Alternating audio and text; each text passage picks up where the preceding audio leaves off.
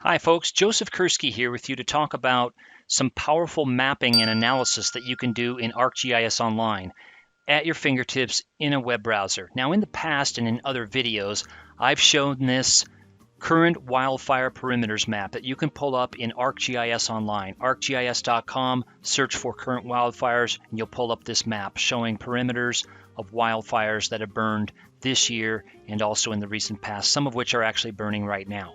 So you can do this easily and quickly. You can also go to the ESRI Disaster Relief and Management page and find that wildfire, as well as maps on hurricanes, floods, and other pertinent, relevant, and quite frankly, scary natural hazards that confront us. In this video, though, I want to show how to pull up the historical wildfire burns in California. This is again in the same platform, ArcGIS Online. Search for California fire perimeters, and you will find these historical layers. One of the things that you can point out and have your students explore is take a look at the legend here. All of these tannish, brownish zones are where wildfires have burned in the past. As you can see, the data goes back to the late 1800s, indeed 1878, to, at the time of this video, 2019. So you've got a record there of about 140 years-ish of data. One of the things that hopefully your students will say is, wow, look at all of the areas impacted by wildfires. It's just about all of the mountainous area, for example. You can look at the base map here and select topographic terrain with labels and other things, and you can see that indeed just about every higher elevation has been impacted in the past, with some exception, but many areas have been impacted by wildfires. And then you can get into the whys of where, right? This is all about what's where, why is it there, and why should we care? Why are wildfires so prevalent in this part of the world? One of the reasons why is because of the chaparral biome. That's not the only biome that wildfires occur, but there are certain conditions that make it ideal for burning.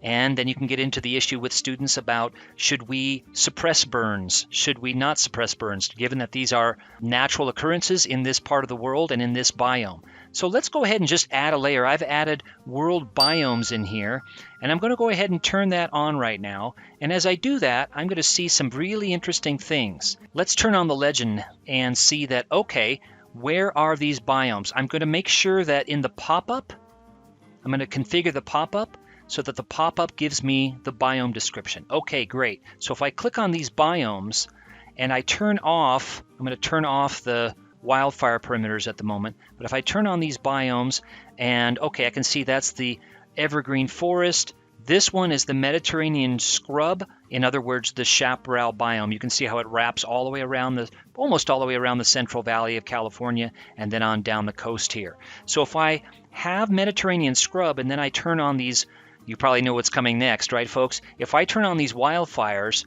I can see definitely a relationship between the chaparral, Mediterranean scrub, and wildfires. I mean, it's just really plain to see that, yeah, the Central Valley has a few, and yes, the higher mountains have a few. This alpine area is definitely no stranger to wildfires, but this Mediterranean scrub biome, which is not just central to California, right? It is, as the name implies, occurs in many parts of the Mediterranean in particular.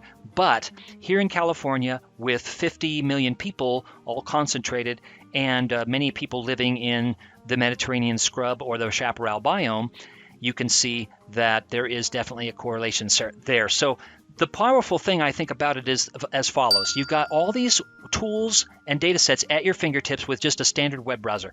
In this particular video, I've logged into ArcGIS Online so I can actually save this map, and I've called it Current and Historical Wildfires of California and Biomes. But you can actually browse for these layers and add them without even signing in, which I think is really powerful. Second, so not only do you have these at your fingertips, but you can look at relationships and patterns and trends.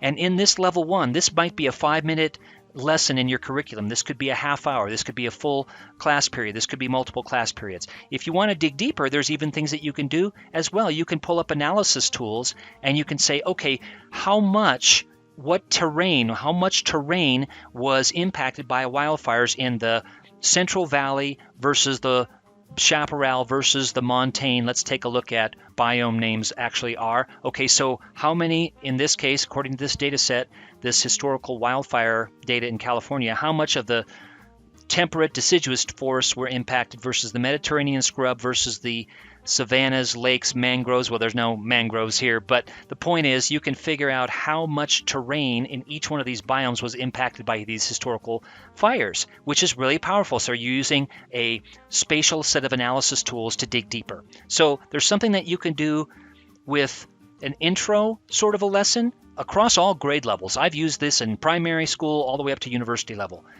And there's something for everyone. With turning on a simple set of layers and looking at the patterns and relationships, and then phase 2, digging deeper and say, I want to find out numerically how much land was impacted. And I could also add, with this simple add button, I can add population density just as an illustration. And I'm going to look in ArcGIS Online for the population density. So I'm going to look at this population density layer, and I've got that added. And now I'm going to go ahead and turn off the global biomes for the moment and turn on the population density, and then let's just take a look at that. Okay, so I see where people live. Okay, so I've got these categories. There are other population density layers, but I wanted to pick a fairly simple and straightforward one. And then I want the students to look at, okay, based on what you see there, look at the number of people living in close proximity to these wildfires, right? It's pretty striking when you look at this. And again, the power of maps to communicate and to help us to understand our world is just, I just can't say enough about it. And then turning on these biomes, okay? Now you can make several of these transparent. There's a blending feature in the new map viewer, for example, that you might want to experiment with, but powerful to be able to do this in fairly simple, straightforward ways, all the way to more advanced ways, all with the power of Geographic Information Systems through ArcGIS Online. Thanks.